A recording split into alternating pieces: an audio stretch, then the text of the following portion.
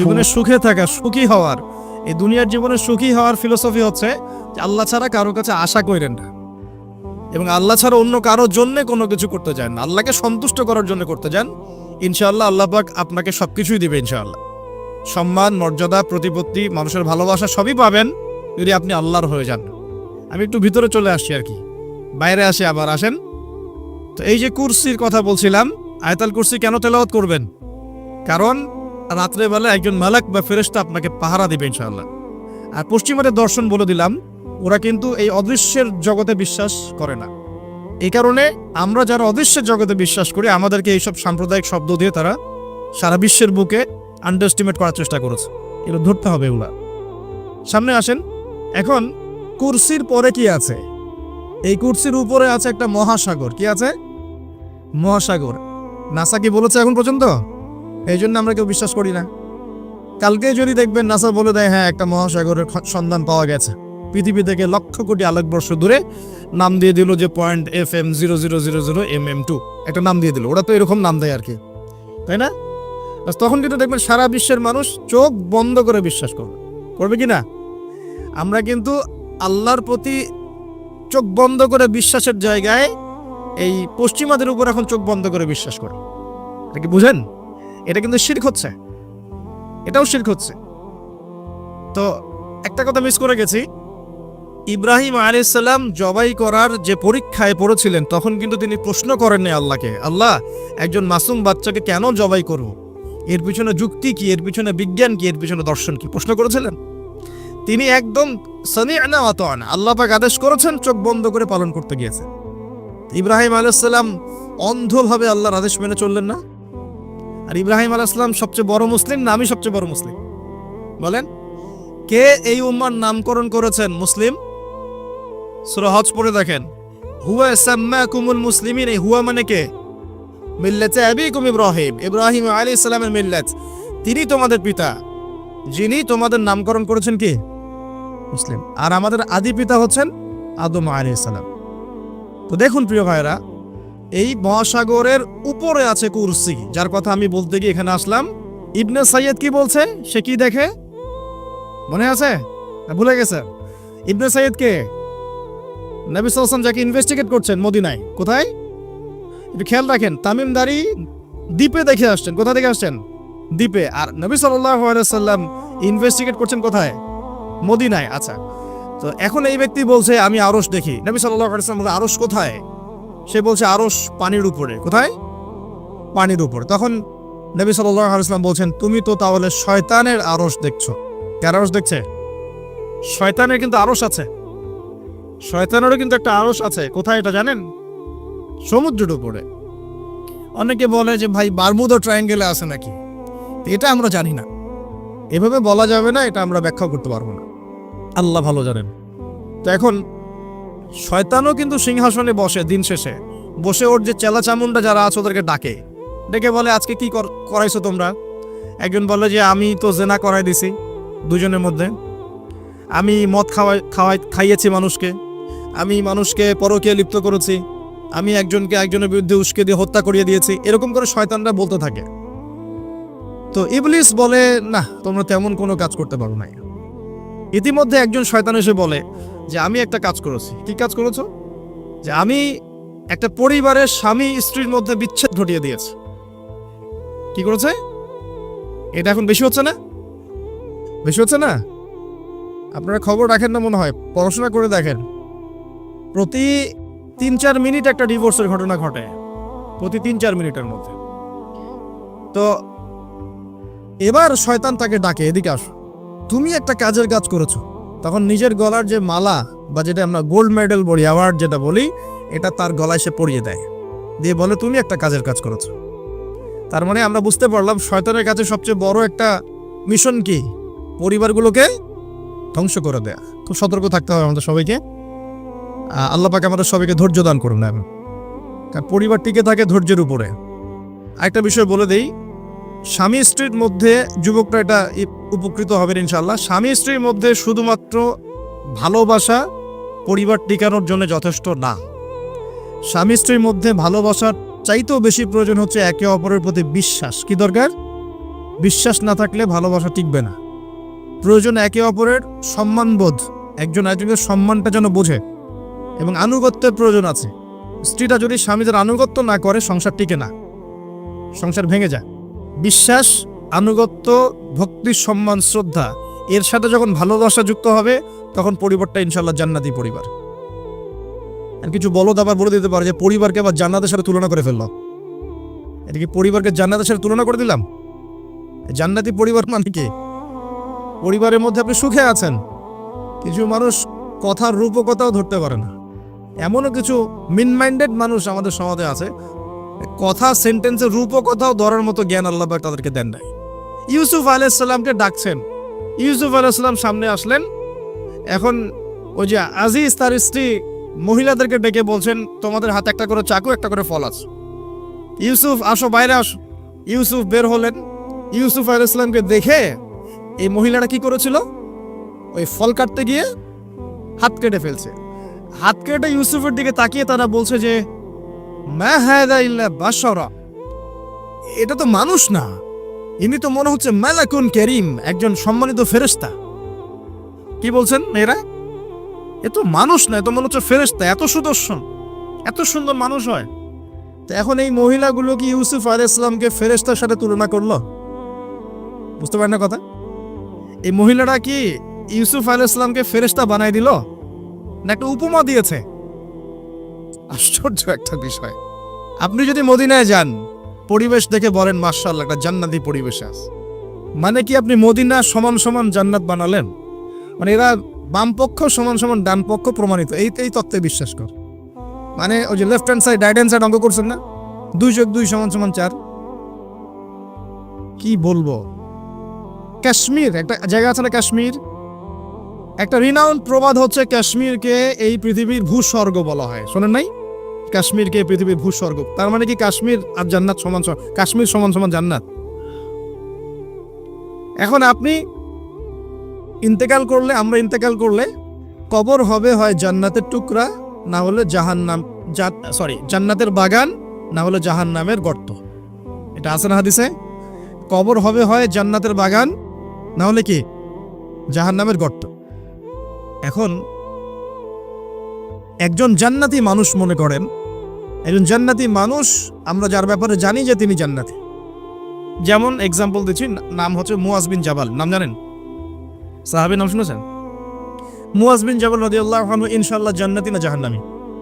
ইনশাআল্লাহ জান্নাতি। এখন মাওলানা তারেক জামিল সাহেব, তিনি তার হাফিজাহুল্লাহ তার কবর জিয়ারত করতে গিয়েছেন, এই কয়েকদিন আগের ঘটনা। আর সেখানে গিয়ে তিনি বলছেন যে আমি কবরের সামনে দাঁড়িয়ে আমি দোয়া করতে শুরু করলাম, মিশকাম্বরের ঘ্রাণ পেতে শুরু করলাম। মাওলানা তারেক জামিল হুজুরের ভিডিও ক্লিপ আছে, দেখেন ইউটিউবে, তিনি বলছেন।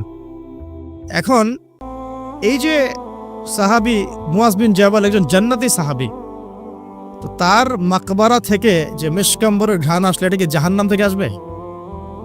এখন কেউ যদি বলে যে মাশাআল্লাহ, এই ঘ্রাণ শুনে তো মনে হচ্ছে যে এটা জান্নাতি ঘ্রাণ, তার মানে কি সেই কবরটাকে জান্নাতের সাথে তুলনা করলো? মানে অন্যায়, অবিচার, জুলুম, পাপাচার দেখেও যাদের মনের মধ্যে ঘৃণাও আসছে না, আমরা আর মুমিন নাই। সত্যি কথা, এটাই সত্য কথা, আমরা মানি আর না মানি। আল্লাহ পাকের শাস্তি আসার আগেই তওবা করে ফিরে আসা উচিত। আল্লাহ পাক তৌফিক দান করুন। তো ইসলাম বোঝাচ্ছিলাম যে দেখুন, যখন আল্লাহ পাকের যে হুকুম চলে আসবে তার সামনে আত্মসমর্পণ করেন, নাম কি? ব্যাস, এই হলো ইসলাম। এখন বলেন সত্যিকার অর্থে আমাদের সমাজে এই সুবিধাবাদী মুসলিমদের সংখ্যা বেশি না প্রকৃত মুসলিমদের সংখ্যা বেশি?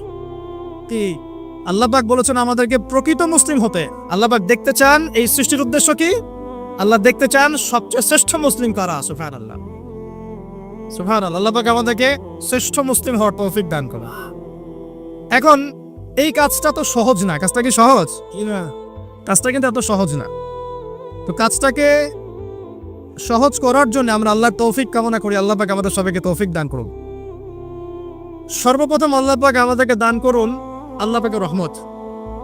আল্লাহ পাক আমাদেরকে দান করুন আল্লাহ পাকের মারেফত, আল্লাহ পাকের দ্বীনের বুঝ, নেক হায়াতের মধ্যে বরকত, এবং সঠিক বেঠিক ভালো মন্দ বোঝার ক্ষমতা, এবং হক চিনে গেলে তার উপর অটল থাকার তৌফিক।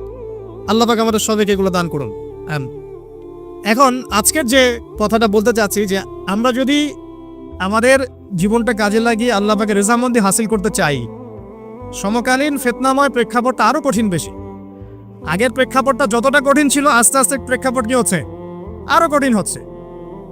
যেমন পুরো বিশ্বের ক্ষমতা একসময় মুসলিমদের হাতে ছিল, এখন আছে কি? পুরো বিশ্বের অর্থনৈতিক চালিকা শক্তি একসময় মুসলিমদের হাতে ছিল, এখন কি আছে?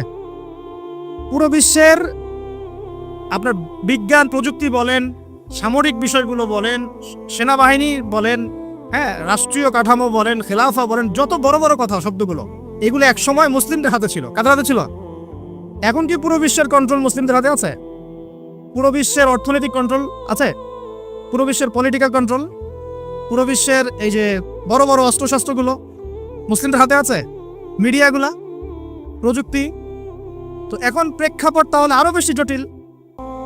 তার উপরে আবার সামাজিক ফিতনা আছে, বেপর্দার ফিতনা আছে, সমকামিতা আছে, পর্নোগ্রাফি আছে, জুয়া আছে, কিশোর গ্যাং আছে, মাদকাসক্তের সয়লাভ আছে, বেপর্দা নারীদের সয়লাভ আছে, আছে না?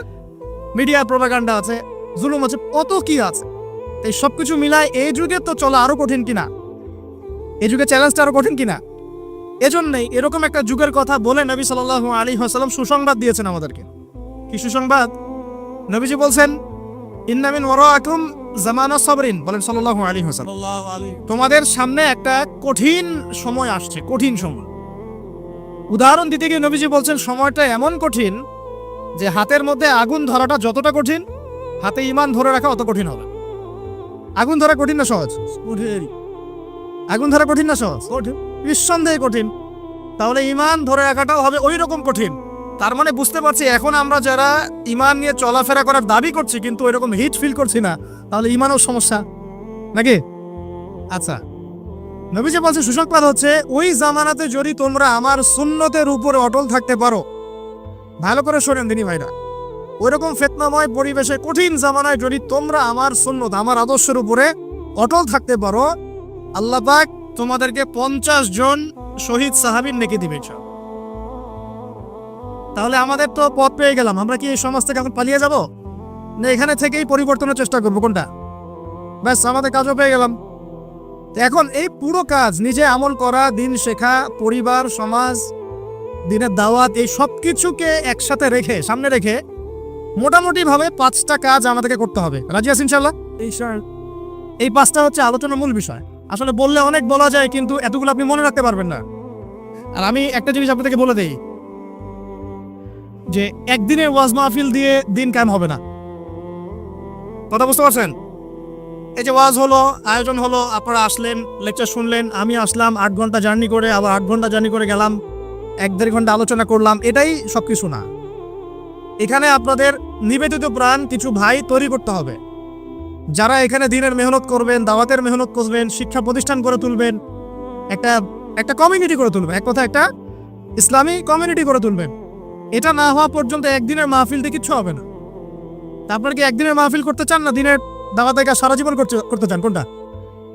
আল্লাহ কবুল করুন। আর এই জন্যই বলেছি, এবার আরো অনেক কথাই বলেছি, সামনে আরো শুনবেন ইনশাআল্লাহ, যে এই রাতের বেলা এই যে সারা রাত জেগে জেগে ওয়াজ করা, 11টা 12টা 1টা, হ্যাঁ, এই সুন্নতটা চেঞ্জ করতে হবে। এই সুন্নতটা কি করতে হবে? চেঞ্জ করতে হবে। সর্বোচ্চ রাত 10টা যথেষ্ট। কারণ হচ্ছে এখান থেকে যদি বাসায় যাই, রাস্তায় তো আমার 4-5-6 ঘন্টা চলে যাবে, রাতের ঘুম নাই। এভাবে যদি দিনের পর দিন কেউ রাতে না ঘুমায়, শরীর ভালো থাকবে? ওই রকম সতেজ মাথা নিয়ে কি দিনের কাজ করতে পারবো না? আর আপনারা রাত জেগে জেগে ওয়াজ শুনলেন, ফজরের নামাজ নাই, লাভ হলো? এজন্যে এবার অনেক মাহফিল আমি নিজেও ক্যান্সেল করে দিয়েছি। ভাই মাহফিল আমি এভাবে করতে পারবো না, আল্লাহর রাস্তায় মাপ চাই। যদি বাদ জোহর বা বাদ আসর বলেন, যেতে পারবেন, তাহলে বাসায় গিয়ে রাত্রেবেলা ঈশার নামাজ পড়ে ঘুমানো যাবে, ফজরের পর থেকে পড়াশোনা করা যাবে। মানে সুন্নতের খেলাফ কোনো কাজ করে কিন্তু দিন কায়েম হবে না। ইনশাআল্লাহ আমি আশা করি অন্যান্য ওলামায়ে কেরামরাও এগুলো নিয়ে কথা বলবেন, এবং আমাদের এই যে চলমান একটা রাত জাগার একটা মানে খারাপ অভ্যাস, এটাকে দূর করতে হবে। এই জন্য 11টা ঠিক আছে, 11টা টাইম পারফেক্ট। তা আমরা 5টা বিষয় শিখবো ইনশাআল্লাহ। তার আগে বলছিলাম একদিনের ওয়াজ দিয়ে কিছু হবে না, আপনাদের মধ্যে কিছু নিবেদিত প্রাণ মানুষ তৈরি করতে হবে। প্রত্যেকটা জায়গায় একটা করে দারুল ইলম মানে জ্ঞানের মার্কাজ দরকার। কিসের দরকার? জ্ঞানের মার্কাজ। এখানে মসজিদ, মাদ্রাসা, ঈদগাহ সব মিলে একটা ক্যাম্পাস থাকতে হবে। এখান থেকে দ্বীনি ইলম শেখানো হবে, ছেলে মেয়েদেরকে দিন শিক্ষা দেওয়া হবে, মা বোনদের জন্য দিন শেখার ব্যবস্থা থাকবে, জেনারেল শিক্ষিত ভাইদের জন্য কোর্স থাকবে, দাওয়াতের মেহনত থাকবে। এভাবে যখন একটা কমিউনিটি গড়ে উঠবে তখন বাংলাদেশের মধ্যে আরো আমূল পরিবর্তন আসবে ইনশাআল্লাহ। আল্লাহ পাক আমাদের সবাইকে এই কথাগুলো বোঝার তৌফিক দান করুন। তো কথা বললে ভাই অনেক কথা বলা যায়, মোটা দাগে 5টা আমাদের কর্তব্য এখন আল্লাহ পাক আমাদের সবাইকে করার তৌফিক দান করুন। এক নাম্বার হচ্ছে দুনিয়ায় সফল হতে, পরকালে আল্লাহ রেজামন্দি হাসিল করতে এবং দ্বীন ইসলামকে আল্লাহর জমিনে বিজয়ী করতে সর্বপ্রথম আমাদের ঐক্যবদ্ধভাবে যে কাজটা করতে হবে সেটা হলো আল্লাহর দ্বীনের জ্ঞান শিখা। আল্লাহর দ্বীনের জ্ঞান শিখা, ইলম অর্জন করা। একদম মুখস্থ করে নেন আজকের লেকচার। কি অর্জন করার? ইলম অর্জন কর, দ্বীনি ইলম অর্জন কর। আপনি দুনিয়াবি ইলমে ডক্টর, ইঞ্জিনিয়ার, পাইলট, ব্যারিস্টার, জজ যাই হন, দ্বীনি ইলম অর্জন করতে হবে। আপনি যেই হন না কেন, যে কেউ হন না কেন, দ্বীনি ইলম আপনাকে অর্জন করতে হবে। কতটুকু অর্জন করতে হবে? কতটুকু? যতটুকু অর্জন করলে আমি শিরক চিনতে পারি, তাওহীদ চিনতে পারি, আমি সুন্নাত চিনতে পারি, বেদাত চিনতে পারি, আমি হালাল চিনতে পারি, হারাম চিনতে পারি, আমি হক চিনতে পারি, বাতিল চিনতে পারি, আমি ঈমান ভঙ্গের কারণ জানতে পারি, আমি ওযু, গোসল, নামাজ, ইকামত, কালিমা, আমাদের এই যে বুনিয়াদী শিক্ষা, দ্বীন ইসলামের বুনিয়াদী শিক্ষা আমাকে অর্জন করতেই হবে। রাজি আছেন ইনশাআল্লাহ? ইনশাআল্লাহ। বাংলাদেশের বহু মানুষ নামাজ ঠিক মতো পড়তে জানে না, বহু মানুষ ওযু করতে জানে না, বহু মানুষ ইস্তেনজাও করতে জানে না, আর বহু মানুষ কোরআন তেলাওয়াতও করতে জানে না। কোরআন তেলাওয়াত বিশুদ্ধ করে না শিখলে আপনি আজান দিতে পারবেন না, ইকামত দিতে পারবেন না। আপনি নামাজে দাঁড়িয়ে আল্লাহু আকবার বলে সানা পড়তে, সূরা ফাতিহা পড়তে, আরেকটা সূরা মেলাতে, রুকুর তাসবিহ, সিজদার তাসবিহ, তাশাহুদ, দুরুদ, মাসুরা এগুলো শুদ্ধ করে পড়তে পারবেন না। আর শুদ্ধ করে যদি না পড়েন অর্থ বিকৃত হয়ে যাবে প্রচুর। মানে আমরা তো নামাজকে কি যে বানিয়ে ফেলেছি, আল্লাহ মাফ করুক, সুবহানাল্লাহ। মানে নতুন নতুন কত শব্দ বের করে ফেলেছে নামাজের মধ্যে। একটু অর্থের পার্থক্যের কারণে ঈমান কুফরের মতো অবস্থা চলে আসতে পারে। বিশুদ্ধ করে তাজবিদ সহকারে কোরআন তেলাওয়াত করা শিখতে হবে প্রথমে আপনাকে। মাদ্রাসায় যেতে হলে যাবেন, মক্তবে যেতে হলে যাবেন, প্রয়োজনে টিচারকে বাসায় নিয়ে এসে যদি পড়তে পারেন পড়েন, যেভাবে হোক আপনাকে কোরআন তেলাওয়াত শিখতেই হবে। আল্লাহ পাক তৌফিক দান করুন। আমরা নামাজের মধ্যে বলছি আলহামদুলিল্লাহ, আলহামদুলিল্লাহ রাব্বিল আলামিন। কি এটা? এটা কি পড়লেন মন্ত্র? আলহামদুলিল্লাহ রাব্বিল আলামিন এটা কি? আলহামদুলিল্লাহ। এই যে আলহামদু শব্দটা সঠিক করে উচ্চারণ করতে পারছেন অনেক। আলহামদু মানে সমস্ত প্রশংসা আল্লাহর জন্য। আলহামদুলিল্লাহ সমস্ত প্রশংসা।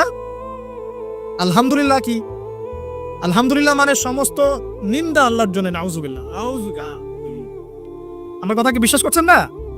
ওলামায়ে কেরামকে জিজ্ঞাসা করেন। কুল হু আল্লাহু আহাদ এটা কি? কুল হু আল্লাহু আহাদ মানে কি? তো কুল মানে খাও, কুল মানে কি? উল হু আল্লাহু আহাদ, বলুন তিনি আল্লাহ এক। শব্দের অর্থ আছে তো? জি আছে। এখানে পেশাব করিবেন না, করিলে এত টাকা জরিমানা।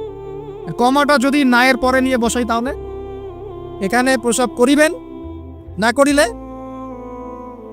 আপনারা কি মনে করেন যে আরবির এরকম সিকোয়েন্স নাই? বলছে কুলহু সূরা, সূরাটার নাম কি? কুলহু। কুলহু বলে কোনো শব্দ আছে?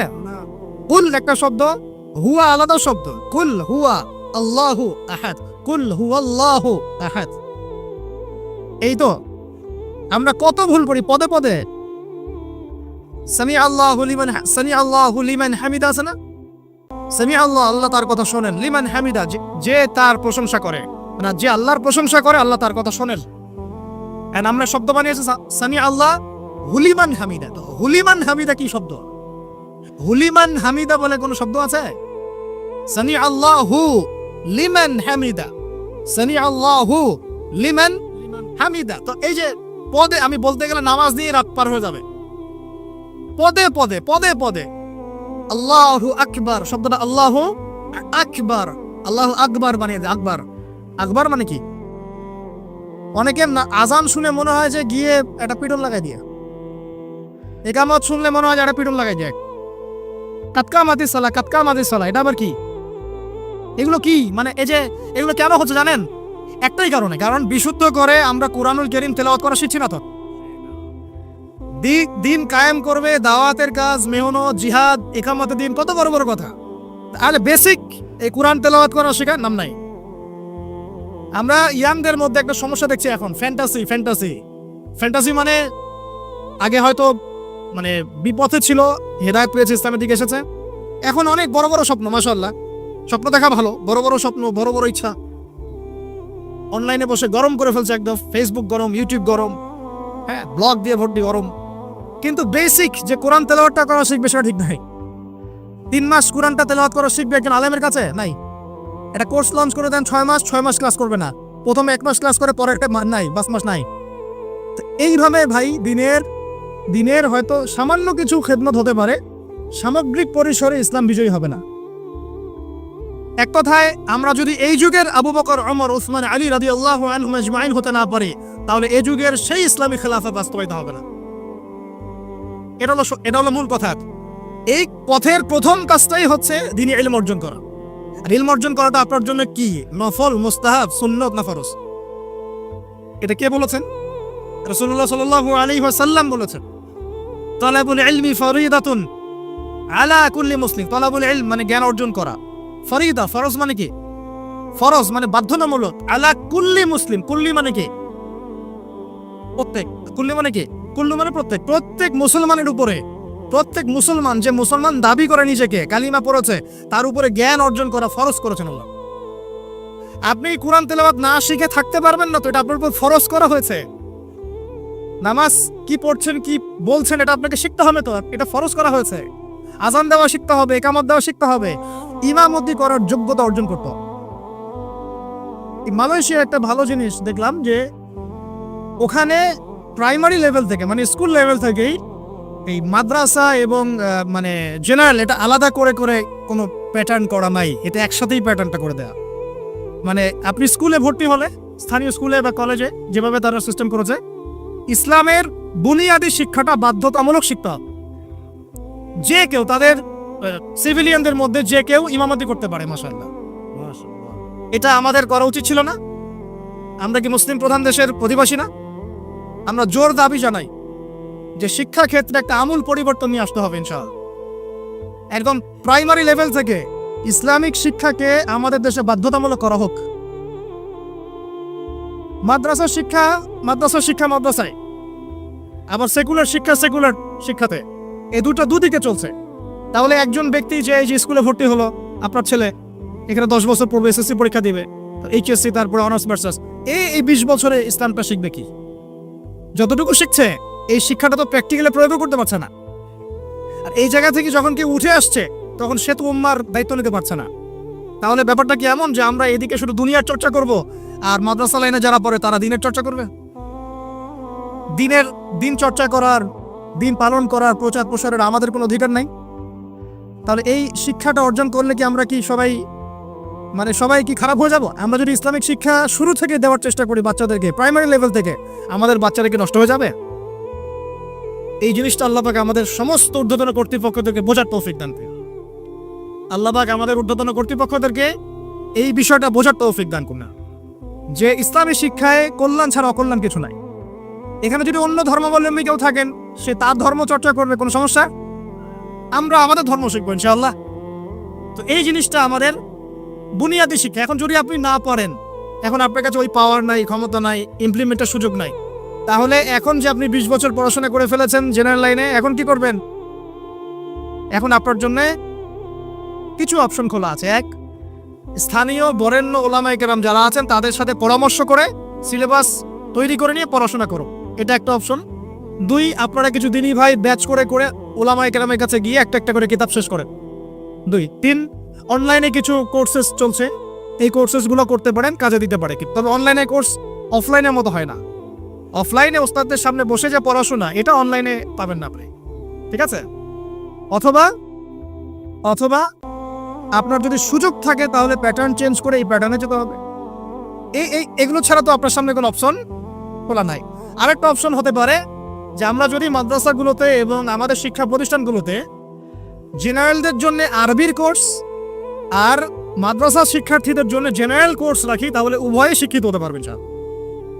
মনে করেন এই ভাই মাদ্রাসায় পড়েছেন, মাশাআল্লাহ তিনি মাদ্রাসার সব জ্ঞানই রাখেন আলহামদুলিল্লাহ, কিন্তু সায়েন্স, ইংরেজি, mathematics, science and technology, ICT এগুলোর জ্ঞান তার নাই, মনে করেন নাই, বা থাকলেও খুব সামান্য। এই সামান্যটা দিয়ে তিনি বিশ্বকে ডিল করতে পারছেন না, বিশ্বের চ্যালেঞ্জ মোকাবেলা করতে পারছেন না। তাহলে এই ভাই যদি 6 মাস 1 বছরের এই কোর্সগুলো করতে পারে, জেনারেল ডিপ্লোমা কোর্স, তাহলে তিনি উপকৃত হবেন কিনা? তাহলে তার জন্যই রাস্তা।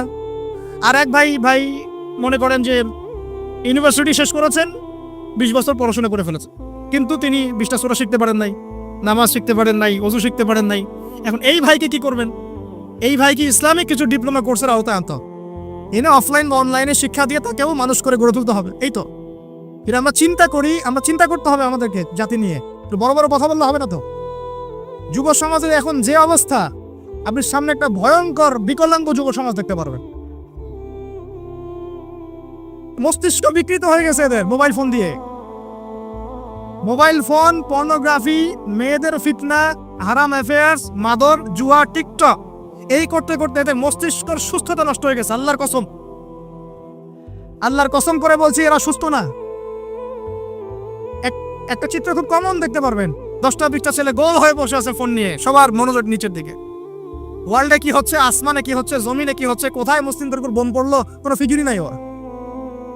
আপনি মনে করেছেন যে এই যুব সমাজ আগামীতে দেশের হাল ধরবে? আমি হলফ করে বলতে পারি কোনোদিন দেশের উপকার করতে পারবে। আপনি নষ্ট করে ফেলছেন যুব সমাজকে, নষ্ট করে ফেলছেন একদম।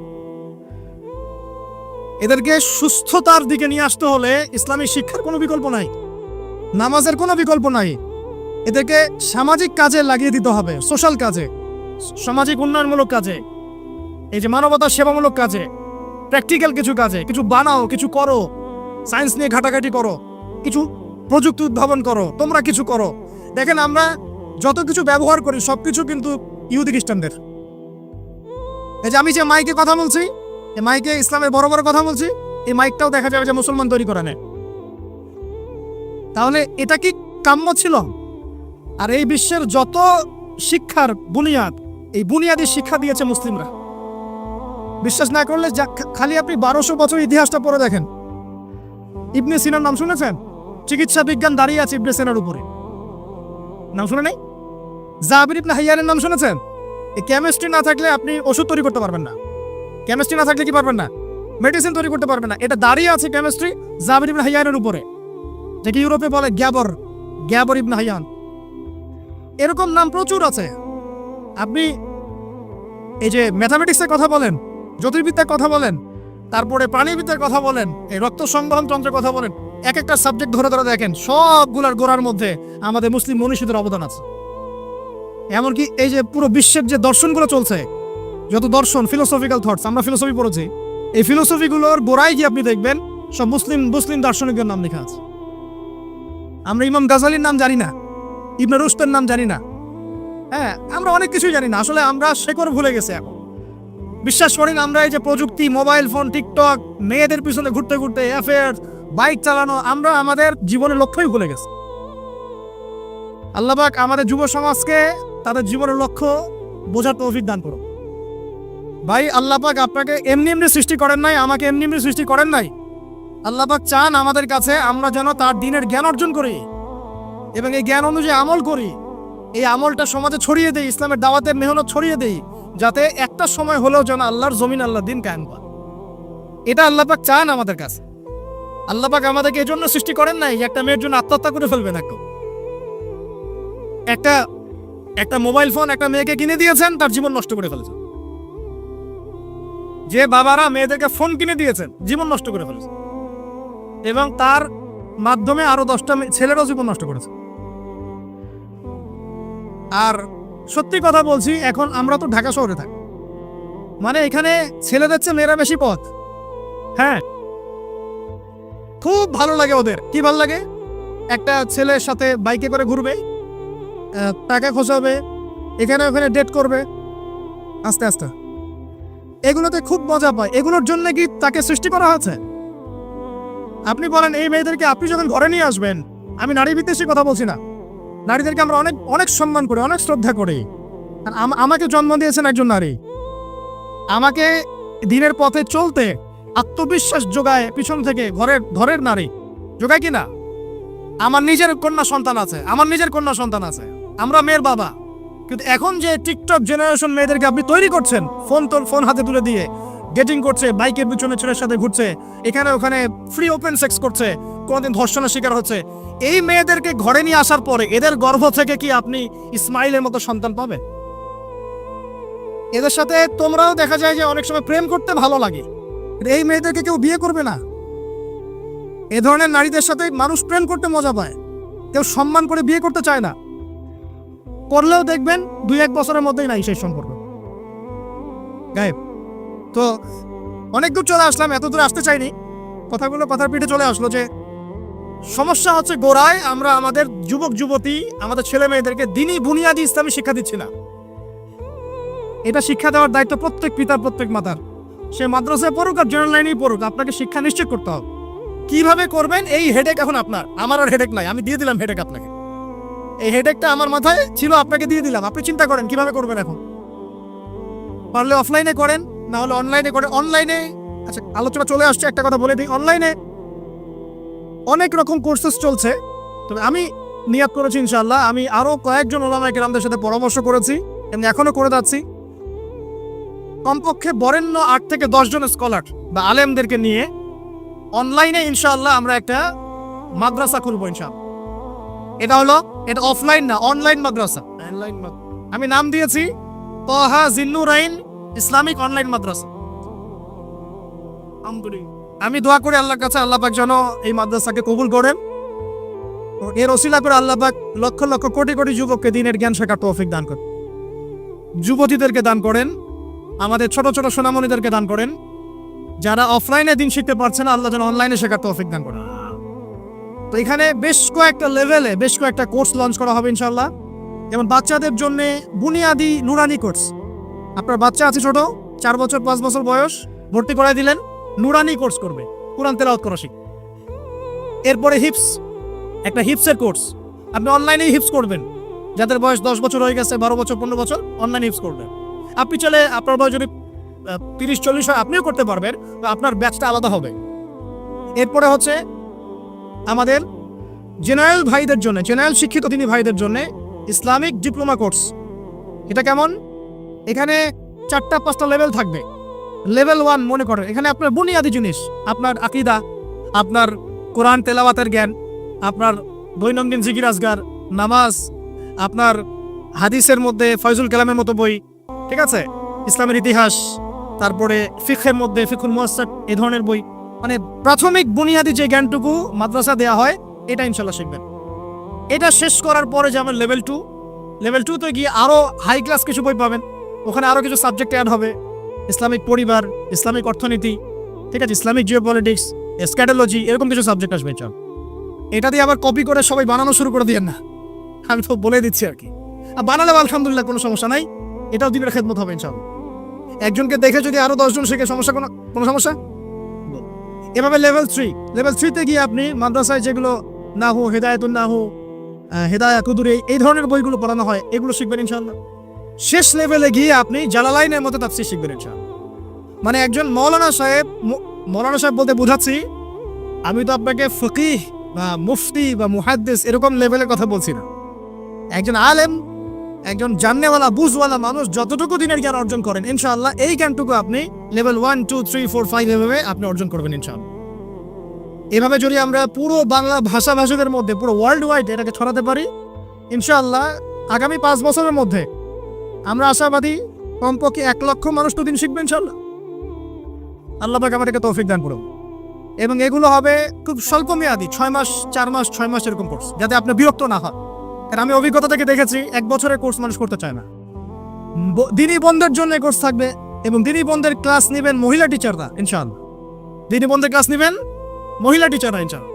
যদি কেউ প্যারেন্টিং নিয়ে কোর্স করতে চান, প্যারেন্টিং কোর্স থাকবে, সন্তান প্রতিপালন। যদি কেউ পরিবার নিয়ে কোর্স করতে চান, ফ্যামিলি ডেভেলপমেন্ট কোর্স থাকবে। ইসলামিক ইকোনমিক্স নিয়ে কোর্স করতে চান, ইসলামিক ইকোনমিক্সের কোর্স থাকবে। ইসলামিক ফাইন্যান্স শিখতে চান, সেটা থাকবে ইনশাআল্লাহ। এক একটা ডিপার্টমেন্টে এক একটা কোর্স নিয়ে আমরা এই মাদ্রাসা লঞ্চ করবো ইনশাআল্লাহ। আল্লাহ পাক এটাকে কবুল করুন, আমিন। এবং এর পাশাপাশি এই সিলেবাসগুলো আমি নিয়াত করেছি উন্মুক্ত করে দিব। যে কোনো প্রতিষ্ঠান, দিনই প্রতিষ্ঠান, সেটা হোক ইসলামিক স্কুল বা ইসলামিক কলেজ বা মাদ্রাসা, তারা যদি এই কোর্সগুলো করতে চায়, করাতে চায়, সিলেবাস নিয়ে তারা লঞ্চ করতে চায়, ইনশাআল্লাহ তাদের জন্য উন্মুক্ত করে দেওয়া হবে ইনশাআল্লাহ, যাতে করে সারা দেশের বিভিন্ন জায়গায় এই কোর্সগুলো ছড়িয়ে পড়ে। আমি জ্ঞানতাত্ত্বিক কথা এজন্য বললাম বেশি করে, প্রথম ফরজ আপনার উপরে ইকরা বিসমি রাব্বিকাল্লাযী খালাক। এখন চিন্তা করেন, হেরা গুহায় নবী সাল্লাল্লাহু আলাইহি ওয়াসাল্লাম বসে আছেন, জিবরাইল আলাইহিস সালাম এসে তার সামনে প্রথম যে আয়াতটা ওহী করলেন, সেই আয়াতটা নামাজের আয়াত ছিল না, সেই আয়াতটা যাকাতের আয়াত ছিল না, সেই আয়াতটা রোজা রাখো আয়াত ছিল না, এমনকি মূর্তি পূজা করো না এমনও ছিল না। কি ছিল ভাই? ইকরা, আপনি পড়ুন, আপনি পড়ুন, হে নবী আপনি পড়ুন। নবীজি কিন্তু পড়তে জানতেন না, আপনারা জানেন কি? নবী সাল্লাল্লাহু আলাইহি ওয়াসাল্লাম কিন্তু লিখতে পড়তে জানতেন না। আল্লাহ পাক এমন একজন মানুষকে সুবহানাল্লাহ শেষ নবী করেছেন, যিনি লিখতে জানতেন না, পড়তে জানতেন, যাতে কাফেররা এই অপবাদ দিতে না পারে তুমি আগের কিতাবগুলো থেকে দেখে দেখে লিখে নিয়ে আসো। সুবহানাল্লাহ, আল্লাহু আকবার। তো নবী সাল্লাল্লাহু আলাইহি ওয়াসাল্লাম বলেন, মা নবী করি, আমি তো পড়তে জানি না। তিনি কি বলছেন? সহিহ বুখারী খুলে দেখেন দ্বিতীয় হাদিসটা, মা নবী করি, আমি তো পড়তে জানি না। তারপরেও জিবরাইল আলাইহিস সালাম বলেন, ইকরা, আপনি পড়ুন, বিসমি রাব্বিকাল্লাযী খালাক, আপনার রবের নামে যিনি আপনাকে সৃষ্টি করেছেন। সুবহানাল্লাহ। সর্বপ্রথম এই জ্ঞানতাত্ত্বিক বিপ্লব হয়েছে মক্কার মাটিতে, তখনই আবু বকর, ওমর, ওসমান, আলীর মতো সাহাবী তৈরি হয়েছে। জ্ঞান ছাড়া শুধু বড় বড় কথা দিয়ে আর জ্ঞানহীন আমল দিয়েও কোনো কাজ নাই। জ্ঞানহীন আমল দিয়ে কিন্তু খুব একটা কাজ হয় না। আপনি হয়তো মনে করছেন যে আমি ইমাম সাহেবকে জিজ্ঞাসা করে নেবো, ব্যাস হয়ে গেল। কিন্তু জ্ঞান অর্জন করে আমল করার যে স্বাদ আর জ্ঞানহীন আমলের স্বাদ কখনো এক না। শুধু একটা হাদিস শোনা যান যে মেসওয়াক করি আমরা, যে দাঁত ব্রাশ করি, মেসওয়াক করি, যে ব্যক্তি মেসওয়াক করে এটা আল্লাহর কাছে অনেক বেশি পছন্দের। আল্লাহ পাক ভালোবাসেন মেসওয়াক করনেওয়ালাকে। এটা যখন আপনি জানলেন, এরপর যখন আপনি ব্রাশ করতে যাবেন, মেসওয়াক করতে যাবেন, আমলে স্বাদ পাবেন না? অজু করলে গুনাহগুলো ঝরে যায়, যখন আপনি জানলেন যে অজু করলাম আমার অঙ্গ দিয়ে গুনাহ ঝরে যাচ্ছে, এটা ফিল করে অজু করলে স্বাদ পাবেন। নামাজে দাঁড়িয়ে আছেন, নামাজে প্রত্যেকটা শব্দ যদি আস্তে আস্তে পড়েন, ধীরে ধীরে অর্থগুলো বোঝার চেষ্টা করেন, নামাজে স্বাদ পাবেন। শুধু হাতটা তুলে শেষ রাতে আল্লাহকে বললেন যে আল্লাহুম্মা আতিনা ফিদ দুনিয়া হাসানা ওয়া ফিল আখিরাতি হাসানা ওয়া কিনা আযাবান নার। আল্লাহ আমাদেরকে দুনিয়াতে আপনি কল্যাণ দেন এবং পরকালেও কল্যাণ দেন। আল্লাহ আমাদেরকে জাহান্নামের আগুন থেকে বাঁচান। এই যে ফিলিংস, এটা আপনি না বুঝে পড়লে পাবেন না। না বুঝে পড়লে একটা চর্চা, প্র্যাকটিস হয়, কিন্তু রুহানিয়াত আসে না। তো প্রিয় দিনী ভাইরা, এই জন্য শিক্ষা, জ্ঞান, দিনী ইলম অর্জন সবার আগে। আল্লাহ পাক আমাদের সবাইকে দিনী ইলম অর্জনে তৌফিক দান করুন। অনলাইন মাদ্রাসা খুললে ভর্তি হবে তো ইনশাআল্লাহ? আচ্ছা, আরো বড় বড় চমক আসবে ইনশাআল্লাহ। এমন কিছু স্কলারের চেহারাও ইনশাআল্লাহ দেখবেন, যাদের ওয়াজ শোনার জন্য আপনি লক্ষ টাকা দিয়ে ভাড়া করে হেলিকপ্টারে নিয়ে আসেন। আল্লাহ পাক আমাদের দিনী খেদমতগুলো কবুল করুন, আমিন। 1 নাম্বার আলোচনা শেষ। 2 নাম্বার আলোচনা করলে এক দিয়ে শেষ হয়ে যাবে রাত। শিখলাম কি? দিনী ইলম অর্জন করতেই হবে, এটা নফল মুস্তাহাব কিছু নয়। এটা কি? যেভাবে পারেন সেভাবে করবেন। রাজি আছেন ইনশাআল্লাহ? নিয়াত করতে পারি যে আগামী 1 বছরের মধ্যে, 1 বছর সময় দিলাম, আগামী 1 বছরের মধ্যে আমরা কোরআন বিশুদ্ধ করে তেলাওয়াত করা শিখব ইনশাআল্লাহ। শুধু তাই না, যারা কোরআন তেলাওয়াত করতে জানি, 1 বছরের মধ্যে কোরআনের শুরু থেকে শেষ পর্যন্ত, আলিফ লাম মিম থেকে মিনাল জিন্নাতি ওয়ান নাস পর্যন্ত অন্তত একবার পুরো খতম দেব ইনশাআল্লাহ। আর যারা আরো ভালো পড়তে পারি, দ্রুত পড়তে পারি বা হাফেজে কোরআন আছি, 1 বছরের মধ্যে আলিফ লাম মিম থেকে মিনাল জিন্নাতি ওয়ান নাস অন্তত একবার যে কোনো একটা তাফসীর বা অনুবাদ পড়ে দেখবেন ইনশাআল্লাহ। পারা যাবে ইনশাআল্লাহ। একটা তাফসীর বাসায় কিনবেন, মাস্ট বি। যারা বিগিনার, মানে নতুন শিখছেন, নতুন পড়া শিখছেন, তারা কিনবেন মারিফুল কোরআন। কি কিনবেন? এগুলো কিন্তু ভাই ওয়াজ না, এটা আপনার সাজেশন। ওয়াজ করলে সুর করে অনেক ওয়াজ করা যায় কিনা? এই কথাগুলো আপনার জীবনে কাজে দিবে ইনশাআল্লাহ, সারা জীবন কাজে দিবে ইনশাআল্লাহ। যারা বিগিনার, মানে আপনি শুরু করেছেন প্রথম, বড় বড় বই আগে ধরতে যাবেন না, আগে মানে নিচু লেভেলের বইগুলো, নিচু লেভেল বলতে সহজ বইগুলো আগে পড়বেন। প্রথম পড়বেন তাফসীর পড়তে গেলে মারিফুল কোরআন। যারা বিগিনার, যারা অনেক পড়াশোনা করছেন, চর্চা করছেন, ভালো কোন তাফসীর পড়বো ফিক্স করতে পারছেন না, 2টো তাফসীর বলুন। এক হচ্ছে তাফসীর ইবনে কাসির, এটা পড়তে পারেন, হাদিস দিয়ে করা আছে তাফসীরটা। অথবা আমার সবচেয়ে ফেভারিট তাফসীর, সেটা হলো তাফসীরে এটা রহমতের বৃষ্টি, চিন্তা করেন না। আলহামদুলিল্লাহ, কিসের বৃষ্টি? রহমত। বদরের যুদ্ধের আগের রাত্রে বৃষ্টি হয়েছে। বদরের যুদ্ধের আগের রাত্রে কি হয়েছে? ওই বৃষ্টির সম্পর্কে আল্লাহ পাক বলেছেন এটা হলো রহমতের বৃষ্টি, যাতে তোমাদের কলব শক্ত হয়। ওয়াও, আর আমাদের হাতে এখন 15-20 মিনিট সময় আছে, আমরা গুটিয়ে নিব। তো তাফসীর কোনটা পড়বেন বিগিনাররা? তাফসীরে মারিফুল কোরআন, ঠিক আছে, বাংলা অনুবাদ আছে। আর যারা একটু স্টাডি করেন বেশি তারা পড়বেন ইবনে কাসির এবং জালালাইন। জালালাইনটা সবচেয়ে মজা পাবেন, স্বাদ পাবেন, অনেক কিছু আছে এর মধ্যে। জালালাইনের মধ্যে এত এত রস আছে, এত নূর আছে, মারিফত আছে, যেটা আমি অন্য অন্য তাফসীরে পাই না। আল্লাহ পাক লেখককে জান্নাতুল ফেরদাউস দান করুন। দুজন সংকলন করেছেন। তো এরপরে আমরা ইলম অর্জনের পরে দ্বিতীয় যে কাজটা করা দরকার পুরো গ্লোবাল প্রেক্ষাপটে এবং উম্মার জন্য, ব্যক্তিগত পর্যায়ে, সব ক্ষেত্রে দ্বীনের স্বার্থে, সেটা হলো ইলম অনুযায়ী আমল করতে হবে। ইলম অনুযায়ী আমল শুরু হবে ভাই আগামীকাল থেকে, না আজকে রাত থেকে ইনশাল্লাহ। আগামীকাল থেকে আমল না, এখন থেকে আজকে রাত থেকে আমল ইনশাল্লাহ। এই রাতের আমল কি? ঘুমানোর সময় ঘুমানোর সুন্নত, সূরা মুলক তেলাওয়াত করবেন, আয়াতুল কুরসি পড়বেন, সূরা ফাতিহা, ফালাক, নাস, ইখলাস, পারলে সূরা ওয়াকিয়া ইত্যাদি পড়ে নিজেকে দম করে নেবেন, ব্যাস, তারপরে ঘুমিয়ে যাবে। ঘুমানোর সময় আল্লাহুম্মা বিসমিকা আমুতু ওয়া আহইয়া, এই সময় দোয়া কবুল হবে। বৃষ্টির সময় কি হয়? আচ্ছা, আমরা মাঝখানে দোয়া করে নেই, বৃষ্টি যদি শেষ হয়ে যায় আবার আমরা দোয়া করে আল্লাহ পাক আমাদের সবাইকে দ্বীনি ইলম অর্জনের তৌফিক দান করুন। আমাদের সবাইকে আল্লাহ পাক দ্বীনি ইলম অনুযায়ী বেশি বেশি আমল করার তৌফিক দান করে। আল্লাহ পাক বক্তা শ্রোতা সবাইকে, খাস করে আমাদের যুব সমাজকে আল্লাহ পাক লম্বা নেই খায়ের দারাজ করুন। আল্লাহ পাক আমাদের সবাইকে আদর্শ পরিবার করে দিন। আমাদের সন্তানদেরকে আল্লাহ পাক মানুষ করার তৌফিক দান করুন। আমাদেরকে আল্লাহর ঘর জিয়ারতের তৌফিক দান করুন। আল্লাহ পাক আমাদের সবাইকে দিন রাত দাওয়াতের কাজ করার তৌফিক দান করুন। আল্লাহ পাক আমাদের সবার মধ্যে যে অসুস্থতাগুলো আছে সমস্ত অসুস্থতা আল্লাহ দূর করে দিন। আল্লাহ পাক আমাদের হায়াতে রিজিকে বরকত দান করুন। আল্লাহ পাক আমাদের মা বোনদেরকে পর্দায় থাকার তৌফিক দান করুন। আল্লাহ পাক আমাদের সমাজ, আমাদের রাষ্ট্র, আমাদের প্রশাসন, আমাদের সরকার সবাইকে হেদায়েত করুন। আল্লাহ পাক আমাদের মধ্যে আপোষে মিল মহব্বত দান করুন। আল্লাহ পাক আমাদেরকে আল্লাহর জমিনে আল্লাহর দিন কায়েমের তৌফিক দান করুন।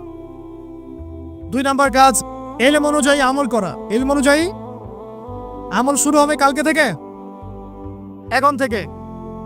আমল করা মানে হচ্ছে এক কথায় আমাদের জীবনের প্রতিটা কাজ রাসূলুল্লাহ সাল্লাল্লাহু আলাইহি ওয়াসাল্লামের সুন্নাহ মাফিক করব ইনশাআল্লাহ।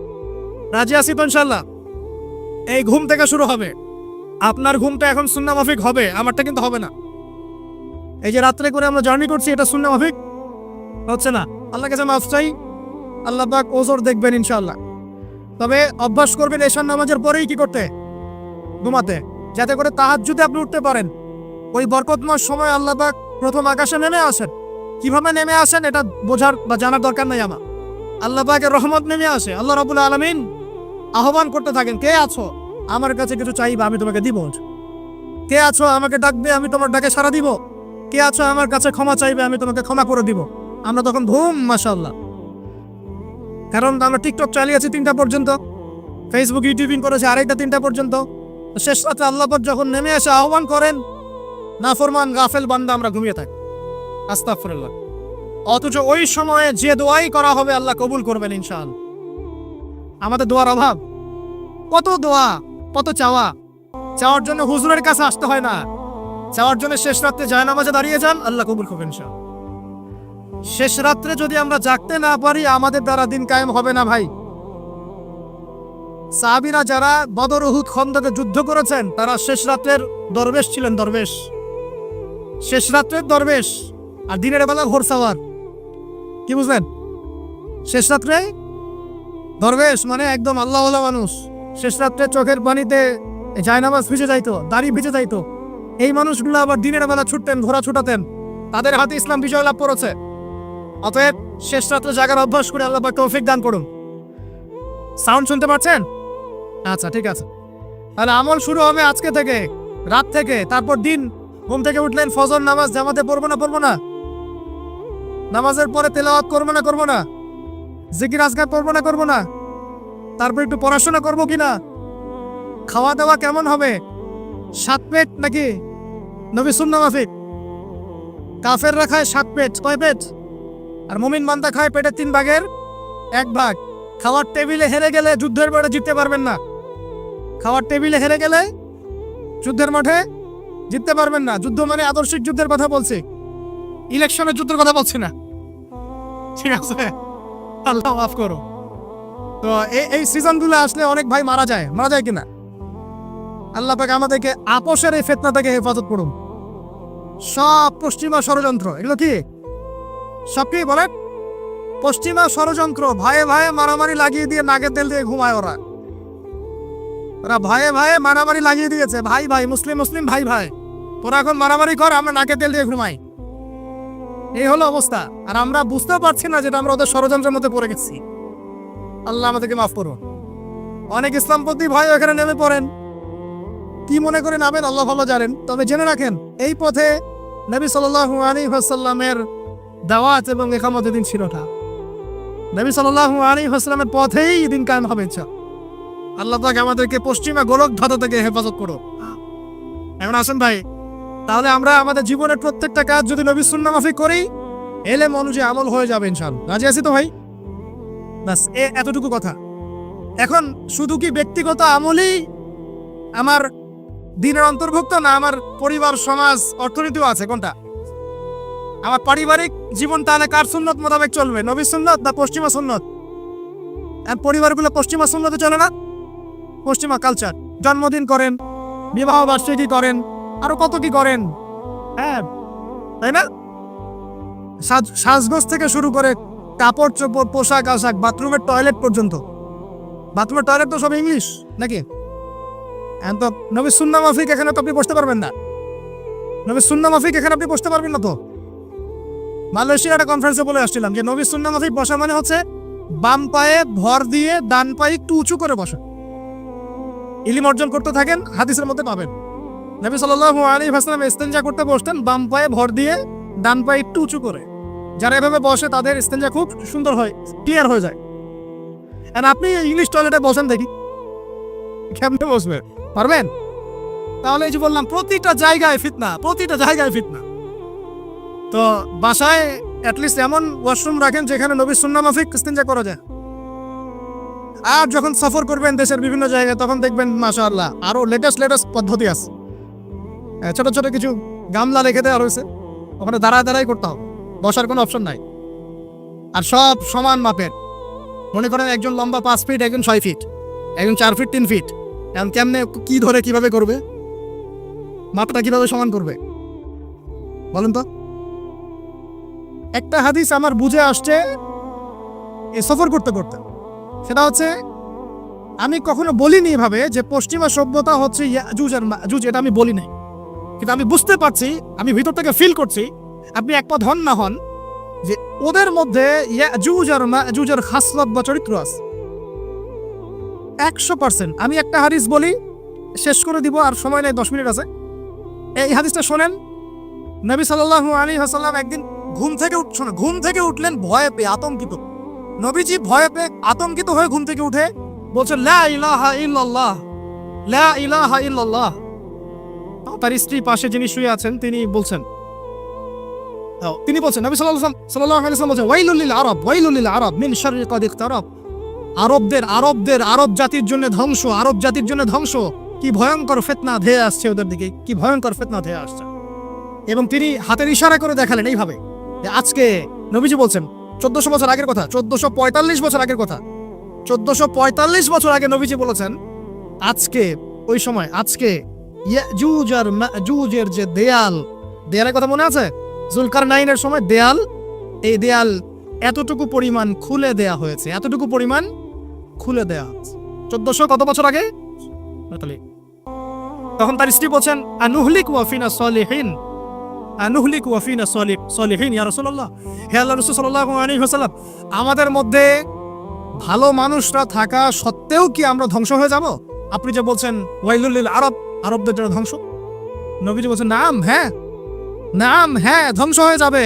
ইদা কাসুরাতিল খাবাস, যখন নগ্নতা, বেহায়াপনা, অশ্লীলতা সমাজে রন্ধ্রে রন্ধ্রে ছড়িয়ে পড়বে, তখন আলেম জালেম সব ধ্বংস হবে। এই হাদিসটা অকাট্য হাদিস, বুখারী মুসলিমে। মানে এটা সহি, এটা বিষয়ে কোনো সন্দেহ নেই।